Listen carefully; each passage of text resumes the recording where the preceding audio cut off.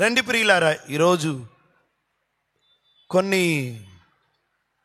ఒక మీటింగ్కి వెళ్ళాం. మీటింగ్కి వెళ్ళిన తర్వాత అక్కడ వాక్యం బోధించాను. వెళ్తున్నప్పుడు నేను సిద్ధపడి వెళ్ళినటువంటి వాక్యం ఒకటి. అక్కడికి ఆ ఊర్లోకి వెళ్ళగానే ప్రభువు నా వాక్యాన్ని మార్చేశాడు. క్రైస్తవ తల్లిదండ్రుల ముందున్నటువంటి పెద్ద సవాలు చెప్పు పిల్లలను పెంచడంలో అని ప్రభు నా హృదయంలో ప్రేరేపణ ఇవ్వడం మొదలుపెట్టాడు. నేనేమో చాలా సిద్ధపడ్డాను. ఒక వాక్యం చక్కగా బోధిద్దామని ఇలిస్ట్రేషన్స్ కావాల్సినవి అన్నీ సమకూర్చుకున్నాను చక్కగా. ఆ స్థలంలో ఎంటర్ కాగానే అది కాదు ఈ మెసేజ్ అని మార్చేశాడు. సరే ప్రభా, ఏంది ఇన్ని గంటల ప్రయాస, నేను ప్రిపేర్ అయ్యాను, సిద్ధపడ్డాను, అయినా నీకు లోబడుతానని చెప్పి నేను ప్రభువు చెప్పిన మాటనే అక్కడ ప్రకటించడం జరిగింది. ఆ మీటింగ్ అంతా అయిన తర్వాత ఒక వ్యక్తి నా దగ్గరకు వచ్చి, కొంతమంది వచ్చి మాట్లాడుతూ చెప్పారు. ఏంటిదంటే 19 సంవత్సరాల క్రైస్తవ అమ్మాయి నిన్ననే ఉరివేసుకొని చచ్చిపోయిందని. నా గుండె పగిలినట్టయింది. 19 సంవత్సరాలు, అందంగా ఉంది అమ్మాయి, ఫోన్లో చూపించారు. 19 సంవత్సరాల అందమైన అమ్మాయి, చక్కని జ్ఞానవంతురాలు, మంచి భవిష్యత్తు కలిగినటువంటి అమ్మాయి 19 సంవత్సరాలకే ఎందుకు అలా ఉరి వేసుకొని చచ్చిపోయింది అని నేను ఆరాధీశాను, మాట్లాడడం మొదలుపెట్టాను.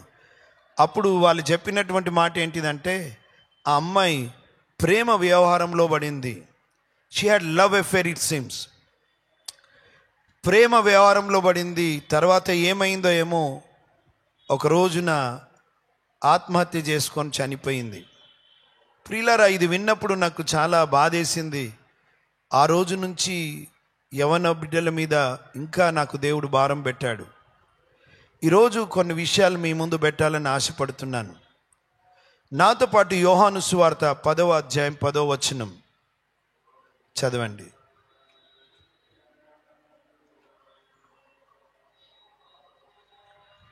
యోహాను సువార్త. దొంగతనమునకును హత్యను నాశనమును చేయుటకు వచ్చును గాని, దొంగతనమునకును హత్యను నాశనము చేయుటకు వచ్చును గాని మరి దేనికిని రాడు. వినండి ప్రియులారా, జాగ్రత్తగా వినండి.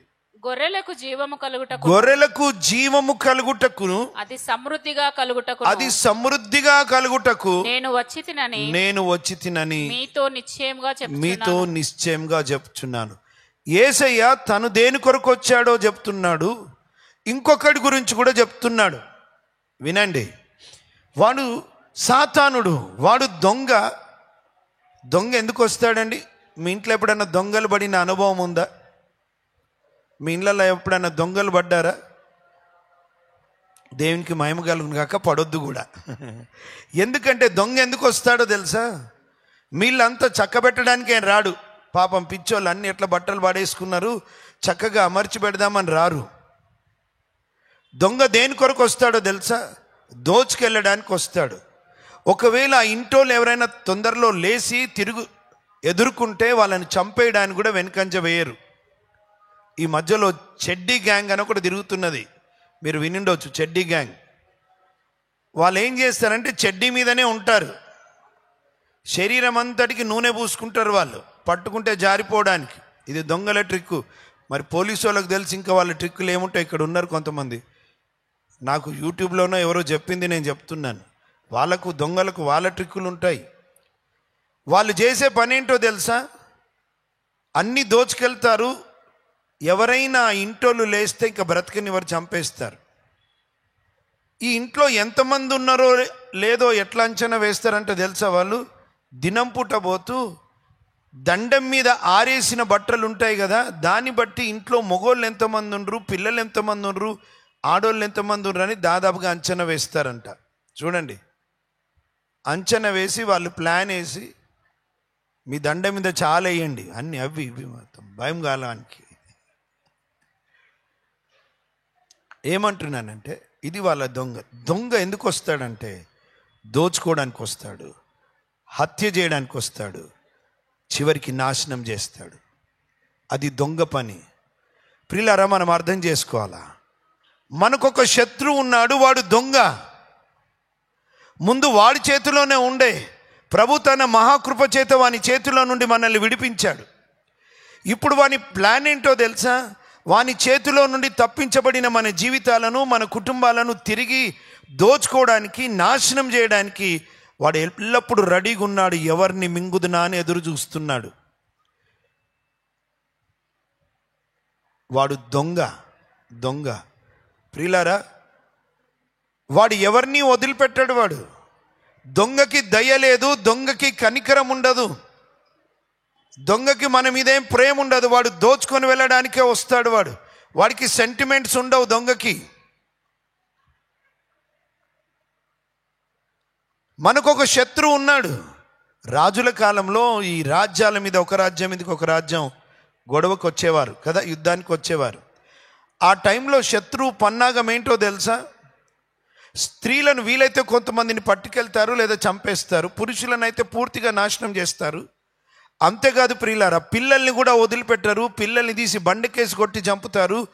గర్భములో ఉన్న శిశువులను కూడా వదిలిపెట్టారు వారు. ఎందుకంటే వాళ్ళని అలాగే వదిలిపెడితే రేపు వారికి మళ్ళీ సమస్య వస్తుందని గర్భంలో ఉన్న పిల్లలను సైతము చంపేస్తారు. ఎందుకంటే శత్రువుకు కనికరం ఉండదు, దయ ఉండదు. మనకు ఆత్మీయంగా ఒక శత్రువు ఉన్నాడన్న సంగతి మర్చిపోద్దు. యేసయ్యే తన నోరారు చెప్తున్నాడు, వాడు దొంగనంట, సాతానుడు. దొంగతనము చేయడానికి, హత్య చేయడానికి, నాశనం చేయడానికి తప్ప దేనికి రాడు. కానీ మళ్ళా తన గురించి తను చెప్పుకుంటూ అంటున్నాడు, నేను గొర్రెలకు జీవం ఇవ్వడానికి, ఆ జీవము సమృద్ధికరమైన అబండెంట్ లైఫ్, సమృద్ధికరమైన జీవితం ఇవ్వడానికి నేను వచ్చి ఉన్నాను అంటున్నాడు. చాలా విషయాలు అక్కడ మాట్లాడాడు, కానీ త్వరగా చెప్తున్నాను వినండి ప్రియులారా. మీ ఇంట్లో దొంగలు పడ్డారా అంటే చేతులు లేపలేదు ఎవరు, దాన్ని బట్టి నేను సంతోషిస్తున్నాను. మా ఇంట్లో ఒకసారి దొంగ పడ్డాడు. ఫలక్నుమాలో ఉన్నప్పుడు మా చిన్నాన్నలు దుబాయ్కి వెళ్ళి నాకు వస్తూ ఒక మంచి ఐరన్ బాక్స్ తీసుకొని వచ్చారు. దుబాయ్ ఐరన్ బాక్స్ అంటే చాలా ఫేమస్, చాలా వెయిట్ ఉండేది అది. రోజు నేను కొట్టేవాడిని ఇస్త్రీ, అందరూ ఫ్రీగా ఉంటారు అక్కడ. ఒకరోజు సడన్గా చూస్తే ఆ ఇస్త్రీ పెట్టే ఐరన్ బాక్స్ లేదు. ఐరన్ బాక్స్ లేకపోయేసరికి మా నాన్న అరిశాడు, ఏందిరా నువ్వు తలుపన్న వేసిపోవా అంటే, లేదు నాన్న, నేనెట్లా అనుకుంటాను, బయట నుంచి ఎవరు వస్తారు దొంగ, ఇక్కడోడు ఎవడో ఉండొచ్చు, కానీ గుర్తుపట్టేది ఎట్లా, గుర్తుపట్టలేం, సీసీ కెమెరాలు లేవా, మళ్ళీ అందరూ మంచోలేనా, చూస్తే అందరు బాగానే ఉన్నారు, మరి ఎవరు తీసిరు కష్టం. కొన్నిసార్లు దొంగలు ఎంత మంచి యాక్టింగ్ చేస్తారో తెలుసా? ఘోరమైన విషయం మొన్న జరిగింది ఇక్కడే మీర్పేటలో, చూసిండొచ్చు. అది నా భార్య చెప్తుంటే నాకు వెంటక లేచి నిలబడ్డాయి. ఆ వ్యక్తి తన భార్యను చంపి, ఈ మటన్ షాప్లో చెక్క ఉంటుంది కదా, మటన్ షాప్లో చెక్క, మటన్ కొట్టేది, చికెన్ కొట్టే చెక్క లాంటిది తెచ్చి తన భార్యను ముక్కలు ముక్కలుగా చేసి, చిన్న చిన్న పీసెస్ చేసి కుక్కర్లో ఉడకబెట్టి తీసుకుపోయి బారేస్తుండంట. కుక్కర్లో. చూడండి ఎంత కోపం వాడికి.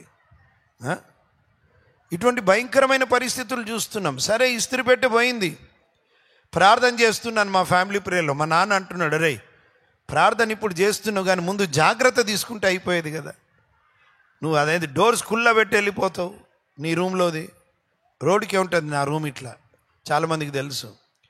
చివరికి ఆ ఇస్త్రీ పెట్టంటే నాకు చాలా ఇష్టం, ప్రార్థన చేస్తున్నా, ప్రభా ఎవరు తీసుకున్నాడో వాడు దొరికేలా చేయమని. ఇంకొకటి విషయం కూడా చేసిన, ప్రభా ఎవరు తీసుకున్నారో వాడికి నిద్ర రావద్దు ప్రభా, వాడికి భయం పుట్టాలా, నేను చచ్చిపోతానేమన్నా భయం పుట్టాలా, వానికి రాత్రి నిద్ర రాకుండా గుండె డక్కడక్కడక్కడ కొట్టుకోవాలి.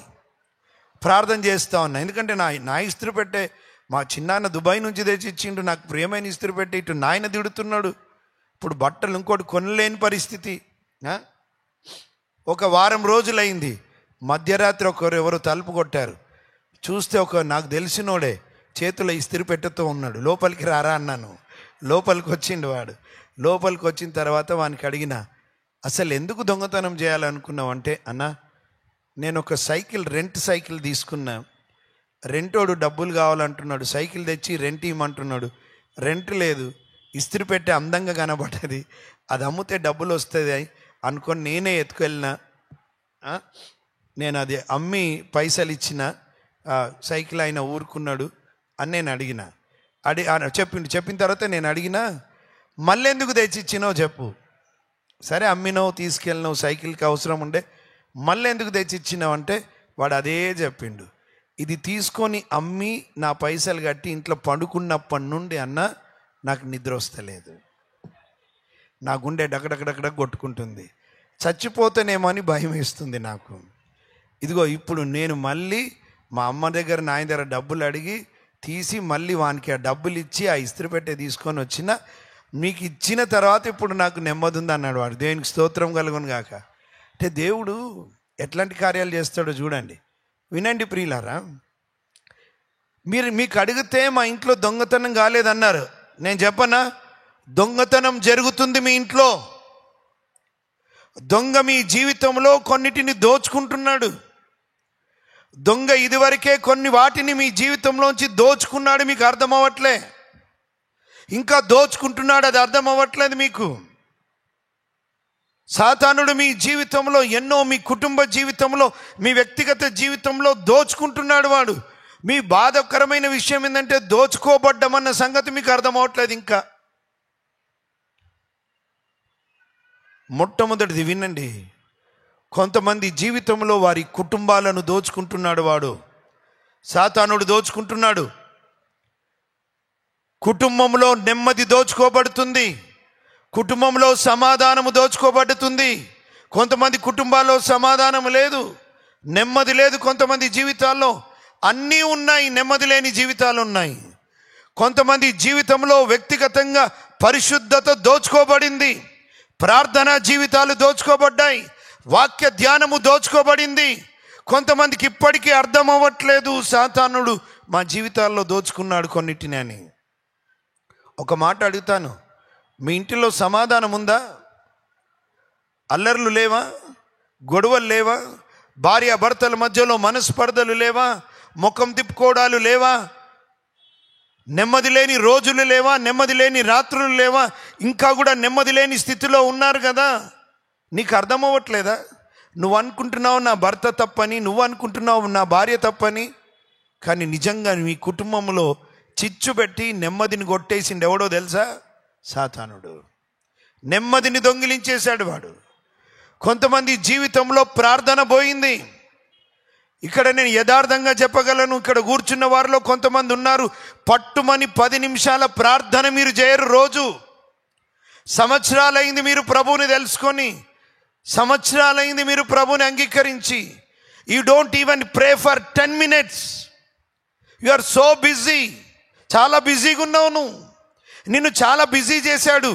నిన్ను లోక సంబంధంగా వాడు బిజీ చేసేసి ఆత్మ సంబంధమైన విషయాలను దోచుకుంటున్నాడు వాడు. తెలుసా, నీ జీవితంలో ఆత్మ సంబంధమైన విషయాలు భౌతికమైన బంగారం కన్నా, వెండి కన్నా, వజ్రాల కన్నా, వైడూర్యాల కన్నా అమూల్యమైనవి ఆత్మ సంబంధమైన విషయాలు. వాడు నీ బంగారం దోచుకోవడానికి రాడు, వాటికన్నా అమూల్యమైన నీ విశ్వాసాన్ని దోచుకోవడానికి వస్తాడు. నీ విశ్వాసం మీద దెబ్బ కొట్టడానికి వస్తాడు. నీ ప్రార్థనా జీవితం మీద దెబ్బ కొడతాడు వాడు. నీ ఇంటిలో సమాధానాన్ని దొంగిలిస్తాడు. అందుకే యేసయ్య ఏమన్నాడు తెలుసా? శిష్యులతో మాట్లాడుతూ, మీరు ఎవరింట్లో నన్ను అడుగు పెడితే పోగానే మీరు అనాల్సిన మాట ఏంటో తెలుసా? ఇంటికి సమాధానం వచ్చును గాక అనమన్నాడు. అంటే ఇంటిలో సమాధానం ఎంత ప్రాముఖ్యమైనదో తెలుసా?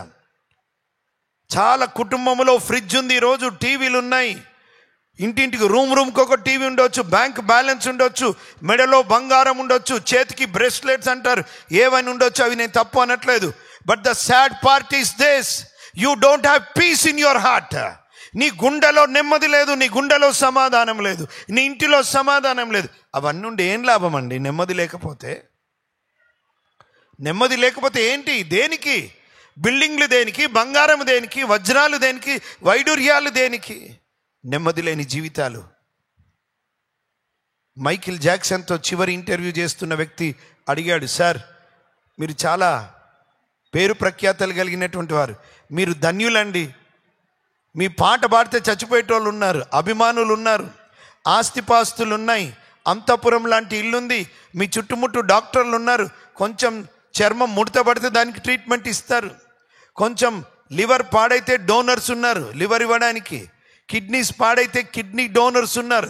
హార్ట్ ఫెయిల్ అయిపోతే సమస్య వస్తే హార్ట్ ఇవ్వడానికి ఉన్నారు. అభిమానులు ఉన్నారు, ఆస్తిపాస్తులు ఉన్నాయి, ఇంత పెద్ద ఎకరాలతో కూడినటువంటి స్థలం ఉంది. ఇక్కడ నుండి ఇంకొక ఇంటికి పోవడానికి మీరు రైల్వే ట్రాక్ వేసుకున్నారు.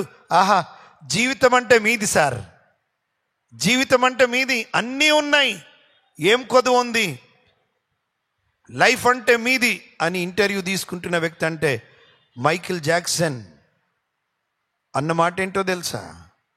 అన్నీ ఉన్నాయి అంటున్నావు, బట్ ఐఎమ్ అలోన్, ఒంటరివాణ్ణి, నెమ్మది లేదు, ఒంటరివాణ్ణి, నెమ్మది లేదు. ప్రియులారా, ఈ విషయం అర్థం చేసుకోవాలా. సమాధానము కేవలం దేవుడు మాత్రమే ఇవ్వగలడు. డబ్బు ఇవ్వలేదు. నా ప్రశ్న ఏంటిదంటే, నువ్వు రక్షించబడ్డ బిడ్డవే, సమాధానానికి కర్త అయిన దేవుడు నీ జీవితంలోకి వచ్చాడు, నీ కుటుంబంలోనికి వచ్చాడు. కానీ నీ నిర్లక్ష్యం, ఆత్మ సంబంధమైన విషయంలో నీకు పట్టింపు లేక నిర్లక్ష్యంగా ఉన్న కారణంగా దోచుకోబడుతున్నావు అన్న సంగతి కూడా తెలియని హీన స్థితిలోనికి నీ జీవితం వచ్చేసింది. You are not understanding. నువ్వు కళ్ళు తెరవాల ఏమవుతుందో. Who is stealing my peace? ఎవరు నా నెమ్మదిని జడగొడుతున్నారు? I have everything but no peace. Who is stealing? ఎవరు కొట్టేస్తున్నారు? నా ఇంటిలో ఎందుకు గొడవలు అవుతున్నాయి? నా ఇంటికి ఎందుకు సమాధానం లేదు? నా ఇంటిలో ఎందుకు ఆశీర్వాదం లేదు? నా ఇంటి ఎందుకు సమృద్ధి లేదు? ఎందుకు అభివృద్ధి లేదు? ఎందుకు మేము దేవుని మహిమ కొరకు వాడబడలేకపోతున్నాం? ఎక్కడ వేసిన గొంగలి అక్కడే ఉన్నట్టుగా మా జీవితాలు ఉన్నాయి. ఎందుకు మేము ఫలభరితమైన జీవితాలు జీవించలేకపోతున్నామన్న ప్రశ్న వేసుకుంటే వచ్చే జవాబేంటో తెలుసా? శత్రువుని ఇంటి మీద దాడి చేస్తున్నాడు. ప్రియులారా, ఈరోజు కుటుంబాల మీద దాడి జరుగుతుంది. ఎందుకో తెలుసా? వాడు కుటుంబాల మీద ఎందుకు దాడి చేస్తాడో తెలుసా? కుటుంబాలు చెడిపోతే సంఘము బలహీనమవుతుంది. సంఘము బలహీనమైతే బలంగా సమాజాన్ని దర్శించలేము, తాకలేము గనుక, సమాజాన్ని మనము గెలుచుకోలేము గనుక కుటుంబం మీద దాడి చేస్తాడు. ప్రియులారా, మొట్టమొదటి కుటుంబం ఆదాము అవ్వ కుటుంబంలో మొట్టమొదటి సంతానం కయీన్ అయితే తన తమ్ముడైనటువంటి హేబేలు గురించి మనకు తెలుసు. మొట్టమొదటి కుటుంబం మీదనే సాతానుడు దాడి చేశాడు. He attacked first family. మొట్టమొదటి కుటుంబం మీద దాడి చేశాడు. మనం కళ్ళు తెరవాలా. మొట్టమొదటి కుటుంబం మీద దాడి చేశాడు. కయీను హంతకుడయ్యాడు, హేబేలు హతుడయ్యాడు. మొట్టమొదటి ఫ్యామిలీ నుండి దాడి మొదలైంది. ఈ రోజుకి మన కుటుంబాల మీద దాడి చేస్తున్నాడు. అర్థం చేసుకోవాలా. ఈరోజు కొన్ని విషయాలు మీతో మాట్లాడతాను. సమాధానాన్ని దొంగిలిస్తున్నాడు, నీ జీవితంలో నెమ్మదిని దొంగిలిస్తున్నాడు, నీ కుటుంబంలో ఆశీర్వాదాలు దొంగిలిస్తున్నాడు, ఆత్మీయత దొంగిలిస్తున్నాడు. ప్రార్థన పోయింది నీ లైఫ్లో. ఒకప్పుడు ప్రార్థన అంటే నువ్వు మోకాల మీదకి వచ్చేవాడివి, మోకాల మీదకి వచ్చేదానివి, గడియారము చూడకుండానే గడుపుతుండేదానివి, గంటలు అయిపోయేది. ఈరోజు సమయం చూసి ప్రార్థిస్తున్నాం. ఏమైంది? ఒకప్పుడున్న తీవ్రత ఎందుకు లేదు ఇప్పుడు? ఒకప్పుడు ప్రార్థనలో ఉన్న పట్టుదల ఎందుకు లేదు? ఒకప్పుడు ప్రార్థనలో ఉన్న విశ్వాసం ఎందుకు లేదు? ఒకప్పుడు ప్రార్థనలో ఉన్నటువంటి తీవ్రత ఏమైంది? సాతానుడు దొంగిలించాడు. ఒకప్పుడు యేసయ్య పాదాలు పట్టుకుంటే విడిచిపెట్టేదానివి కాదు, విడిచిపెట్టేవాడవు కాదు. ఈరోజు రిమోట్ వచ్చిందే నీ చేతులకి, రిమోట్ వచ్చింది, సెల్ ఫోన్ వచ్చింది, దాన్ని పట్టుకున్నావు. ఇప్పుడు ఎక్కువగా మారిపోతున్నావు. యు ఆర్ చేంజింగ్, మారుతున్నావు నువ్వు. ఎందుకో తెలుసా? సాతానుడు ఒకప్పుడు బైబిల్ పట్టుకుంటే చాప్టర్స్ ఎగిరిపోయేవి, చదివేవాడివి, టిక్కుల మీద టిక్కులు, ప్రార్థన చేసి దేవా నువ్వు నాతో మాట్లాడుతున్నందుకు వందనాలని దేవుని మాట కొరకు కనిపెడుతూ ఆకలి కలిగిన హృదయంతో ఉండేవాడివి. ఈరోజు బైబిల్ బోర్ అయిపోయింది కదా నీకు, బైబిల్ మూలకు పడింది కదా ఈరోజు, ఆదివారం తీసుకొచ్చే పుస్తకంగా మారింది కదా ఈరోజు. ఏమైంది? ఒకప్పుడు ఉన్నప్పుడు ఉన్నట్టు తీవ్రత ఏమైంది? ఇప్పుడు సాతానుడు నీ మీద దాడి చేస్తున్నాడు. పరిశుద్ధత పోయింది.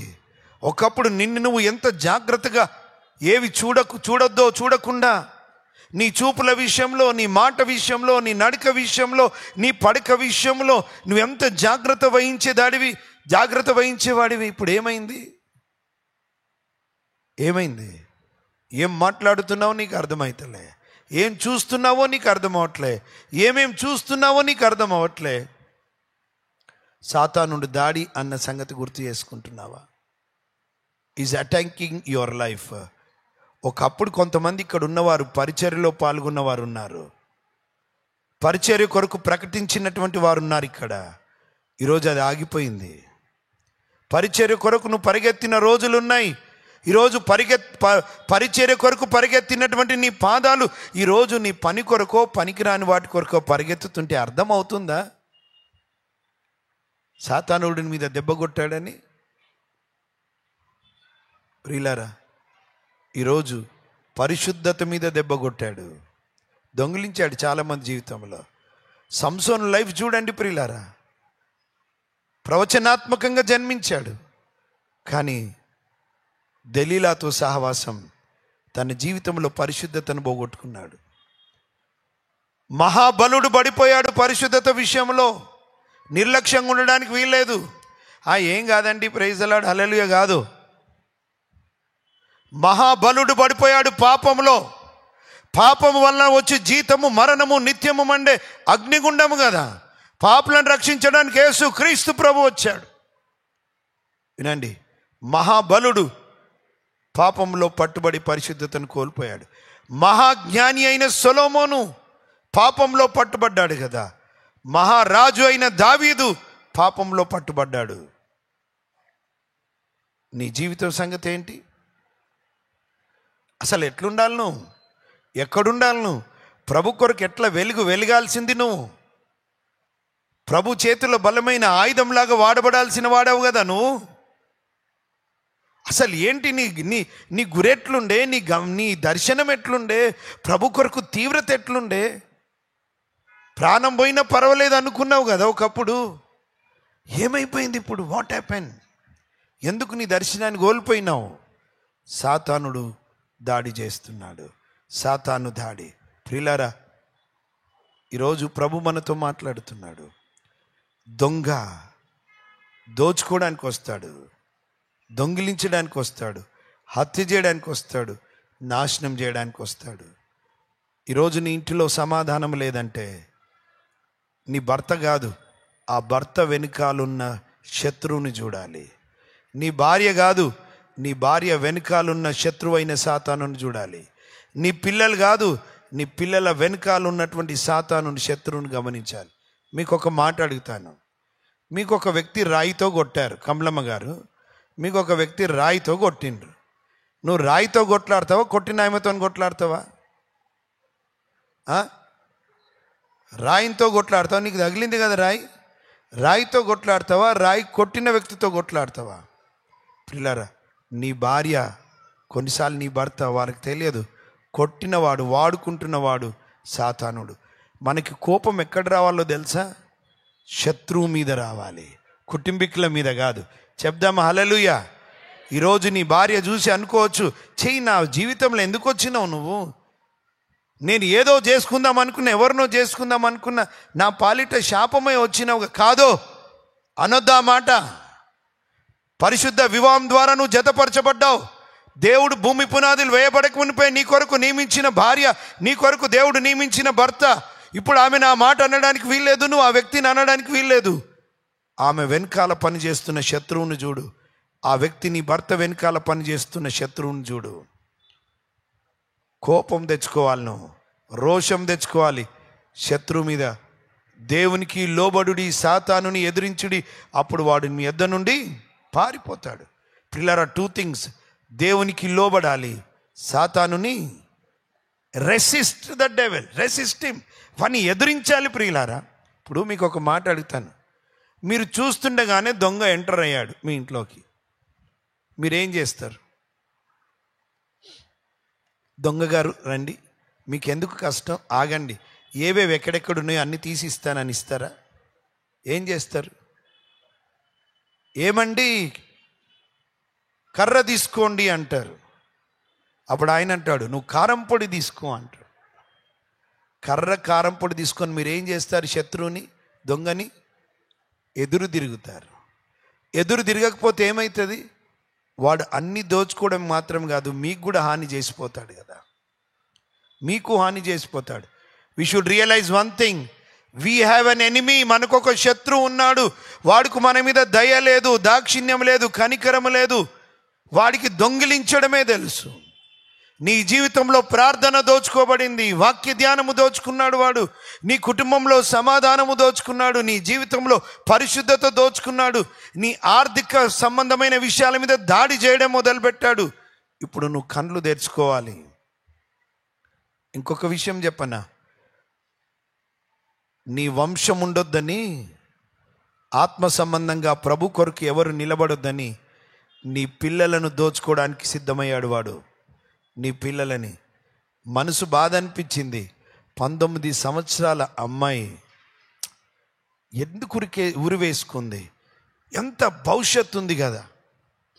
సాతానుడు దొంగిలించాడు, సాతానుడు దొంగిలించాడు. ప్రియులారా, మీకు అర్థం కావాలి, సాతాను యొక్క దాడులు మన కుటుంబం మీద, మన పిల్లల మీద దాడి జరుగుతుంది.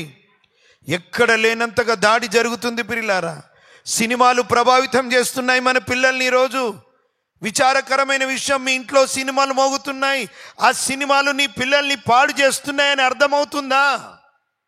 ప్రేమ వ్యవహారాలు సినిమాల్లో ఉన్నాయి, డబల్ మీనింగ్ మాటలు సినిమాలో ఉన్నాయి, తల్లిదండ్రులకు తిరుగుబాటు సినిమాల్లో ఉన్నాయి. నువ్వు నవ్వుకుంటూ చూస్తున్నవే, అసలు ఫీలింగ్ ఉందా నీ పిల్లలు చూస్తున్నారన్న సంగతి?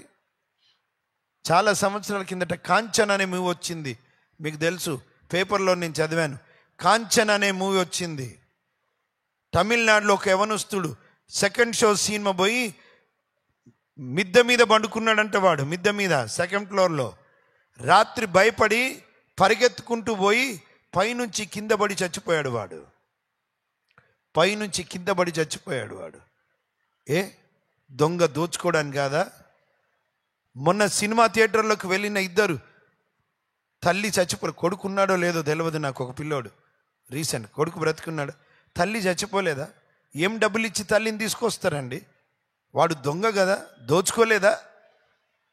సినిమా టికెట్లలో లైన్లో శ్వాస ఆడక చచ్చిపోయిన యవనస్తులు ఎంతమంది ఉన్నారు సినిమాల విషయంలో. సినిమా హీరోలకు కట్అవుట్లకు దండలేయడానికి పోయి వైర్తో షాక్ తగిలి చచ్చిపోయి కింద పడి గిలగిలలాడి చచ్చిపోయిన వారు ఎంతమంది ఉన్నారు. నాకు బాధ అనిపించింది. ఎందుకో తెలుసా? ఒకప్పుడు దేవుడు నన్ను ఆ స్థితిలోంచి కాపాడాడండి. దేవాన్ని అక్కడి నుండి నన్ను కాపాడినావు నాయన. ఆ స్థితిలో చచ్చిపోయింటే నేను ఏమైటోని? హీరో నీ కొరకు చచ్చిపోయాడా? హీరో నీ కొరకు ప్రాణం పెట్టాడా? నీ ఇంటిలో 10 రూపాయలు అవసరం ఉంటే వచ్చి తీరుస్తాడా? నిన్ను ప్రేమించి తల్లిదండ్రులు నీ కొరకు త్యాగాలు చేస్తుంటే ఆ రీల్ హీరో కొరక నువ్వు ప్రాణం పెట్టేది? రీల్ హీరో కొరక నువ్వు అప్పులు చేసేది? నాకు ఒక ఫ్రెండ్ ఉన్నాడు, ఆయనకి రజనీకాంత్ అంటే పిచ్చి. రజనీకాంత్ సినిమాకి పైసలు లేవని రక్తం అమ్మిపోయిండంట, రక్తం ఇచ్చి. పిచ్చి. ఆయనేమి ఇచ్చిండు నీకని అడిగిన, ఏమి ఇయ్యలే, ఏమి ఇయ్యడు కూడా. సినిమాల వెనకాల సాతాను ఉన్నాడు. మీ ఇంట్లో టీవీలో ఏది మోగాలో అవి మోగనియండి, ఆత్మ సంబంధమైనవి. దానికి మించి సినిమాలు ఒకవేళ మోగుతుంటే మీకు తెలియకుండానే సాతానుకి, శత్రువుకి తలుపు తెరిచేశారు, తలుపు తెరిచారు. సీరియల్ మోగుతున్నాయి మీ ఇళ్ళల్లో, అదేదో దీపం చూస్తున్నారంట ఆడోళ్ళు. ఏం దీపం అమ్మా? మొన్న ఒక దగ్గర అడిగితే పురుషులు కూడా అంటున్నారు, వాళ్ళే చెప్తున్నారు. ఏం దీపం అది? కార్తీక దీపమా? కార్తీక దీపమేనా? చూడు, ఆత్మీయ దీపం ఆరిపోతుంటే అర్థం అవట్లే. కార్తీక దీపం చూస్తారా? అది చూసి ఏడుస్తుంటారు మీరు. మగోళ్ళు కూడా ఏడుస్తున్నారంట. చెయ్యి,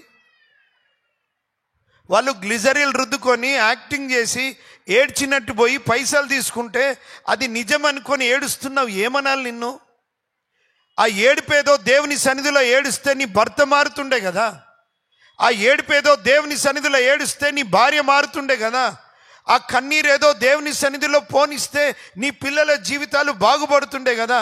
ఆ కన్నీరేదో దేవుని సన్నిధిలో నువ్వు విడిచి ఉంటే నీ కన్నీరు నాట్యంగా మార్చబడేది కదా. నీ సమస్యలు సాక్ష్యంగా మార్చబడేవి కదా. అయ్యో, సీరియల్ చూస్తున్నారా ప్రియులారా, సాతానుడైన శత్రువుకు నీ ఇంటిలోనికి ద్వారం తెరుస్తున్నావు. నీ ఇంటిలోకి ద్వారం తెరుస్తున్నావు. చాలా సంవత్సరాల కిందట ఒక చెల్లి ఇక్కడే సడన్గా కాలిపోతే ఉస్మానియా హాస్పిటల్కి తీసుకెళ్లారు. ఉస్మానియా హాస్పిటల్కి తన వార్డులో ఉందని చెప్పి నేను ప్రార్థన చేయడానికి వెళ్ళాను.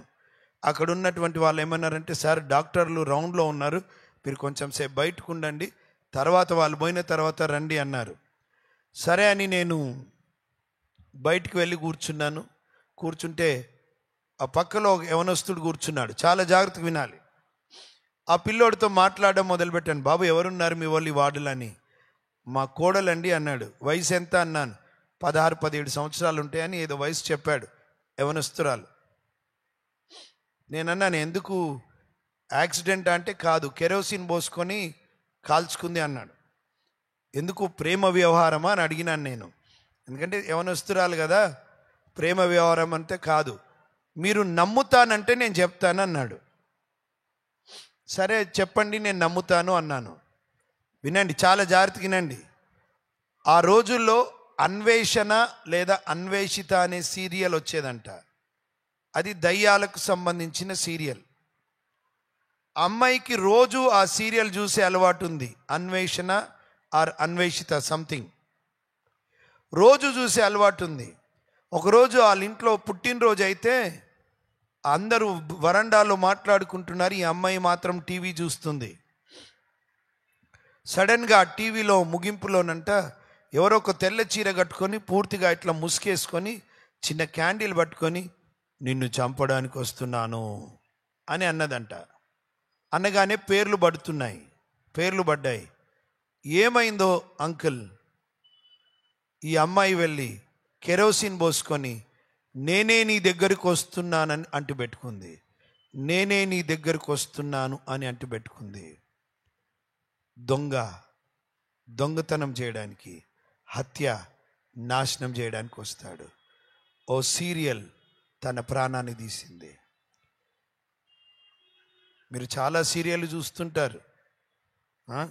నేను ఎవరో చెప్తే రాసుకున్నాను, అదొక మాట చెప్పనియండి. మీకు అది ఉందో లేదో తెలియదు, కానీ మీరు చూసే సీరియల్ ఆ సీరియల్ ఎన్న కాదో తెలియదు నాకు. ఒక బ్రదర్ చెప్పాడు, చెప్తున్నాను వినండి. ఆడోళ్ళ సీరియల్. కన్న కూతుర్ని ఎలా నాశనం చేయాలని తెలుసుకోవాలంటే, కన్న కూతుర్ని ఎట్లా నాశనం చేయాలని తెలుసుకోవాలంటే కుంకుమ పువ్వు సీరియల్ చూడాలంట. ఏం పువ్వు అమ్మ? సాతాన్ నీ చెవులో పువ్వు పెడుతున్నా, నీకు తెలియదు అది బ్రదర్, నీకు తెలియదు అది. భర్త నుండి భార్యని ఎట్లా విడదీయాలో తెలుసుకోవాలంటే కార్తీక దీపం చూడాలంట. మరి ఎంతో మటుకు సత్యమో తెలియదు, ఇంతవరకు చూడలే నేను ఏ సీరియల్. మీరే చెప్పాలి, అది కరెక్టే అంటారా? అమ్మా, మీరు మంచి యాక్టర్స్ అయిపోయారు. రైట్. తండ్రి నుండి కూతుర్ని ఎలా విడదీయాలో తెలుసుకోవాలంటే కోయిలమ్మ సీరియల్ చూడాలంట. పని మనిషి ఇంటి కోడలైతే ఎలా విడిపించుకోవాలో తెలవాలంటే రాజ్కుమార్ అనే సీరియల్ చూడాలంట. ఇంటి ఆడపడుచును కష్టాలు పెట్టాలంటే, ఇంటికి వచ్చిన ఆడపడుచును బాగా కష్టాలు పెట్టి హింసించాలంటే భార్య అనే సీరియల్ చూడాలంట. అత్తగారు కోడల్ని ఎలా చంపుతుందో, విసిగిస్తుందో, ఎలా చంపుతుందో తెలుసుకోవాలంటే లక్ష్మీ కళ్యాణం సీరియల్ చూడాలంట. అన్న కోసం భర్తనే జైలుకి పంపించిన భార్యను చూడాలంటే అగ్నిసాక్షి సీరియల్ చూడాలంట. చివరికి నేను చెప్తున్నా, నేను ఇస్తున్నా ఇంకొకటి. మీ బ్రతుకులు బస్ స్టాండ్ కావాలంటే, బర్బాద్ కావాలంటే సీరియల్ చూడాలి, అంతే. సినిమాలు చూడాలి. ఎందుకు? ఏముంది? ఏం చూసి నేర్చుకున్నావు? ఏం నీకు లాభమైంది? ఎక్కడ మేలైంది? ప్రియులారా, వింటున్నారా? సీరియళ్ళ వెనకాల కూడా సాతానుడున్నాడు. అర్థం కళ్ళు తెరవాలి. ఎక్కడి నుండి వస్తున్నాడో తెలుసుకోవాలి వాడు. మీ కిటికీలు ఎక్కుచున్నది, అందుకే రోదన చేయి స్త్రీలను పిలువనంపండి. ఎందుకంటే మీ యవ్వన కుమారులు కుమార్తెలను దోచుకోవడానికి ఇదిగో మరణము కిటికీలు ఎక్కుతుందని. చాలా సంవత్సరాల కిందట ఏం కిటికీ ఎక్కుతుందని అందరు కిటికీలు చూస్తే టీవీ వైర్ ఎక్కింది కిటికీలకించి. ఏందది? యూట్యూబ్ కోసం దానికి వైర్ లోపల నుంచి, కిటికీ పైనుంచి కేబుల్ వైర్. ప్రియులారా వినండి, ఈరోజు ఎంతోమంది యవ్వన బిడ్డల జీవితాలు, మీ పిల్లల చేతిలోకి సెల్ ఫోన్ వచ్చింది. 24 గంటలు ఉండలేం ప్రియులారా. దేవుడే వారిని కాపాడాలి. ఈరోజు నీ పిల్లలు నీ చేతిలో ఉన్నారు. వారి భవిష్యత్ అందంగా, ఆశీర్వాదకరంగా, ప్రభు నామమునకు మహిమకరంగా ఉండాలంటే ప్రియులారా, మీకు ఒక మాట అడుగుతాను. మీరున్నారు, భర్తలారా, అమ్మలారా, మీరున్నారు. మీరుండగానే మీ పిల్లల్ని ఎవడో ఏడిపిస్తున్నాడు. మీరేం చేస్తారండి? మీరేం చేస్తారు చెప్పండి? చెప్పండి. మీ పిల్లల్ని, అమ్మాయిల్ని ఏడిపిస్తున్నారు, ఏం చేస్తారు మీరు? ఏం చేయరా? తిరుగుబాటు చేయరా? ఎవడురా నువ్వు, నా అమ్మాయిని ఎందుకు ఇట్లా అంటున్నారు అంటారా అన్నారా? మీరు అంటారా అన్నారమ్మా? మరి సాతానికి ఎందుకు అనట్లే? చూడకూడని చూపిస్తున్నాడు, సెల్ ఫోన్లో చేయకూడని చేపిస్తున్నాడు. భయంకరమైనటువంటి విషయాల్లో మన యవ్వన బిడ్డలు పట్టుబడుతున్నారు. ప్రేమ వ్యవహారాలకి, డ్రగ్స్కి బానిసలు అవుతున్నారు. మన సంగీత్ దగ్గర నేను నిలబడి ఉన్నాను, కుటుంబంగా ఒకరి కోసం ఎదురు చూస్తూ. ఒక అమ్మాయి అండి, యంగ్ అమ్మాయి, పాండప దగ్గరికి వెళ్ళి సిగరెట్ తీసుకొని అక్కడే ఉన్నటువంటి ఆ దీపానికి ముట్టించుకొని పోతుంది. అడగాలనిపించింది ఎందుకమ్మా అని, కానీ అడగలేని పరిస్థితి. తాగి ఉన్నది అమ్మాయి. ఎంత భయం లేకుండా జీవితాలు పాడైపోతున్నాయి. ప్రియులారా వినండి, ఈరోజు మన పిల్లల విషయంలో నీ కుటుంబంను సాతాను డిస్టర్బ్ చేస్తుంటే రోషము తెచ్చుకో. అడ్డుపడు. నీ భర్తకు అడ్డుపడు. నీ భార్య పిల్లల కోసం అడ్డుపడు. మొగోడి కదా మనం. భార్య పిల్లల్ని వాడు చూస్తుంటే ఎవడని ఏడిపిస్తే ఊరుకుంటామా? అడ్డుపడతాం. సాతాను నీ కుటుంబాన్ని దోచుకుంటుంటే ప్రార్థన ద్వారా ప్రభు సన్నిధిలో అడ్డుపడి వాడికి, సాతానా నా ఇంటి మీద నీకు హక్కు లేదు. దేవుడిచ్చిన భార్య, దేవుడిచ్చిన పిల్లలు, దేవుడిచ్చిన కుటుంబం, ఎంత ధైర్యంరా నీకు నా కుటుంబాన్ని ముట్టడానికి. జీవం కలిగిన నజరేయుడైన యేసు నామమున నీ మీదికి దాడి చేస్తున్నా. నా మనవలను ముట్టడానికి వీల్లేదు, నా మనవరాళ్ళను ముట్టడానికి వీల్లేదు, నా భార్యను ముట్టడానికి వీల్లేదు, నా పిల్లలను ముట్టడానికి వీల్లేదు. యేసు జీవం గల నామమున నీ మీద దాడి చేస్తున్నాను. హల్లెలూయా. రోషం తెచ్చుకొని లేవాలండి, రోషం తెచ్చుకొని లేవాలా. నీకు నువ్వు గొడవ పడుతుంటే వాడు మీ ఇంట్లోనే ఉయ్యాలు ఊగుతూ ఎంజాయ్ చేస్తుంటాడు వాడు. సాతానా, నా పిల్లల్ని ముట్టనియా, నేను అడ్డుపడతా నా దేవుని శక్తి ద్వారా. హల్లెలూయా. నా మనవలను ముట్టడానికి వీల్లేదు, నేను అడ్డుపడతా, నా దేవునికి లోబడతా, ఇదిగో ఎదురిస్తాను. హల్లెలూయా.